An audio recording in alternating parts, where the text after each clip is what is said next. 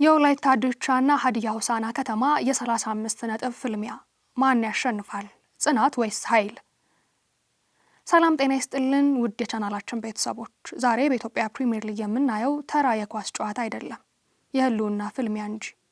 ወላይታ ድቻና ሀዲያ ሆሳዕና እኩል 35 ነጥብ ላይ ሆነው ይገናኛሉ። ሁለቱም በሊጉ ለመቆየት ገደል አፋፍ ላይ ቆመዋል። ዛሬ ድል ከጫና ያወጣል፣ ሽንፈት ደግሞ ወደ አጣብቂኝ ይከታል። ነገር ግን ጥያቄው ማን ያሸንፋል ብቻ አይደለም፣ የትኛው ማህበረሰብ ስነ ልቦና ያሸንፋል ነው። የወላይታ ኃይል ወይስ የሀዲያው ጽናት? ውድ የቻናላችን ቤተሰቦች፣ ዛሬ ሜዳ ላይ የምናየው የመጨረሻ ደቂቃ ቁማርተኞችን ጭምር ነው። ሀዲያ ሆሳዕናዎች በጽናታቸው ጊዜን ሲያሸንፉ፣ ወላይታ ድቻዎች ደግሞ በኃይላቸው ጊዜን ሲቀድሙ ባለፉት ጨዋታ አይተናል። ዛሬ ግን አንዱ የአንዱን የመጨረሻ ደቂቃ ታሪክ ለመስበር ይፋለማሉ። እናም ዛሬ ይህ ጨዋታ እንዳያመልጣችሁ እንላለን። ዘገባው የመላኩ ወልደ ሰንበት ነው፣ እንደሚከተለው ይቀርባል። ዛሬ ሁለት የተለያየ ስነ ልቦና ያላቸው የማህበረሰብ ቡድኖች ወላይታ ድቻና ሀዲያ ሆሳዕና ከተማ በገለልተኛው ሜዳ አዲስ አበባ ስታዲየም ምሽት ላይ ሊፋለሙ ቀን ተቆርጦላቸዋል። ምሁራን የሁለቱም ማህበረሰብ ስነ ልቦና ማንነት እንዲህ ሲሉ ይገልጻሉ። የወላይታ ማህበረሰብ ለማንነታቸው የሚዋደቁ፣ በአንድ ዓላማ ስር በፍጥነት የሚሰባሰቡና መሸነፍን እንደ ውርደት የሚቆጥሩ ማንነት ባለቤቶች እንደሆኑ ይመሰክራሉ። ይህም በእነርሱ አጠራር በጋራ የመቋቋም አቅም ይባላል።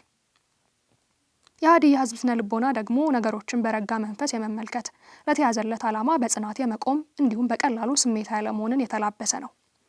ይህም በጭንቀት ውስጥ የመጽናት አቅም ተብሎ ይጠራል።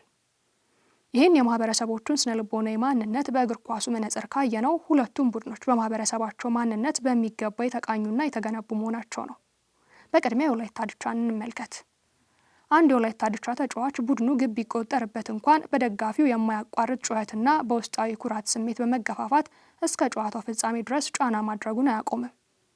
ሽንፈትን የመቀበል ስነ ልቦናዊ ዝግጁነቱም ቢሆን በጣም ዝቅተኛ ነው። ስለሆነም ሁሌም የድቻ ልጆች ወደ ጨዋታ የሚገቡት ሁሉንም ነገር ጥሎ የመውጣት ስሜትን ይዘው ነው። ወደ ሀዲያ ሆሳዕናዎች ስናልፍ ደግሞ የሀዲያ ሆሳዕና ቡድን አጨዋወት ብዙ ጊዜ በታክቲክ የታጀበና የተረጋጋ ነው። ተጫዋቾቹ በሜዳ ላይ የሚፈጠርን ጫና የመቋቋምና በትዕግስት ቀዳዳዎችን የመጠባበቅ ስነ ልቦና አላቸው። ለምሳሌ የሀዲያ ሆሳዕናን ቡድን በጨዋታው መጀመሪያ ላይ በከፍተኛ ሁኔታ ቢጠቃ እንኳን ተጫዋቾቹ የያዙትን ነገር አይለቁም። በረጋ መንፈስ መከላከላቸውን ቀጥለው ተጋጣሚው ሲዘል አጋጣሚውን ተጠቅመው ግብ የማስቆጠር ስነ ልቦናዊ ትዕግስት አላቸው። እነዚህን ባህሪያትና ማንነት በሁለቱም ቡድኖች ላይ ዘንድሮ በሚገባ ተመልክተናል። እናም ዛሬ ወላይታ ድቻዎች ወደ ሜዳ የሚገቡት መሸነፍን እንደ ውርደት በሚቆጥረው በማንነት ኩራትና በከፍተኛ ተነሳሽነት በሚነዳው የወላይታ ህዝብ ኃይል ታጅበው ሲሆን፣ ሀዲያ ሆሳዕናዎች ደግሞ የሀዲያ ህዝብ መገለጫ የሆነው ጽናት፣ ትዕግስትና ስርዓታዊ ጥንካሬን ይዘው በፍልሚያው ላይ ይቀርባሉ። በዛሬው ጨዋታ ወላይታ ድቻዎች ቀድሞ ሰብረው በመግባት ድሉን ለማግኘት ሲጣጣሩ፣ ሆሳዕናዎች ደግሞ ማዕበሉን አሳልፈው በጽናት ለመቆየት ይሞክራሉ ተብሎ ይጠበቃል። እስኪ ይህንን በቁጥር እንመልከት። ቁጥሮች ስለ ሁለቱ ቡድኖች ጥንካሬና ድክመት ምን ይናገራሉ? ወላይታ ድቻዎች በዚህ የውድድር ዘመን በ29 ጨዋታ 28 ጎሎች አስቆጥረዋል። ከእረፍት በፊት ያስቆጠሩት 8 ጎል ብቻ ቢሆንም ከእረፍት መልስ ግን 20 ጊዜ ያህል መረቡን አናውጠዋል። ይህ የሚያሳየው ቡድኑ እስከ መጨረሻው የመጋደል ኃይል እንዳለው ነው። በእርግጥም ይህ አልሸነፍ ባይነታቸው ደጋፊያቸውን ጮቤ አስረግጧል።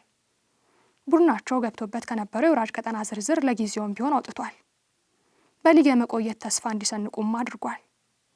በዛሬው ጨዋታ ጎል የማስቆጠር የበላይነት እንዳላቸው ተደርገው እንዲታዩም አድርጓቸዋል። ሆሳዕናዎች 26 በማስቆጠር በጎል ቁጥር ከተጋጣሚያቸው ቢቀንሱም በጊዜ ቢረፍድባቸውም ተስፋ መቁረጥ የሚባለው ቃል በዝርዝራቸው ውስጥ የለም። በመጨረሻ 3 ጨዋታዎች ይህንን በተግባር አሳይተዋል። ከኢትዮጵያ ቡና ጋራ በ89ኛው ደቂቃ፣ ከመቀለ ጋራ በ96ኛው ደቂቃ፣ ያውም ከመቀለ ጋራ 2 ተጫዋቾች በቀይ ካርድ ወጥቶባቸው ጎል ማስቆጠራቸውና ነጥብ መያዛቸው የሚያሳየው ቡድኑ እስከ መጨረሻው ስብርባሪ ሰከንድ ድረስ በጽናት እንደሚፋለም ነው። እናም የዛሬው የደቡብ ተወካዮቹ ፍልሚያ በመደበኛ የጨዋታ ክፍለ ጊዜ ብቻ ሊጠናቀቅ እንደማይችል ነው። በተለይ የጨዋታው አብዛኛው ክፍለ ጊዜ በአቻ ውጤት ከዘለቀ በዚህ ውጤት ያልቃል ብላችሁ እንዳትደመድሙ፣ ከሜዳም እንዳትወጡ። ይህ ጨዋታ በሽርፍራፊ ሰከንዶች አሊያም በጭማሪ ሰዓት ውጤቱን ሊለውጥ ይችላልና ነው። አዎ፣ የሁለቱ 29 የሊግ ጨዋታዎች ይህንን ታሪክ ይነግረናል። ወላይታ ድቻ በመጨረሻ 10 ደቂቃዎች በተለያዩ ጨዋታዎች 6 ጎሎች ሲቆጠሩበት፣ ሀዲያ ሆሳዕናዎች በአንጻሩ 3 ጎሎች አስተናግደዋል።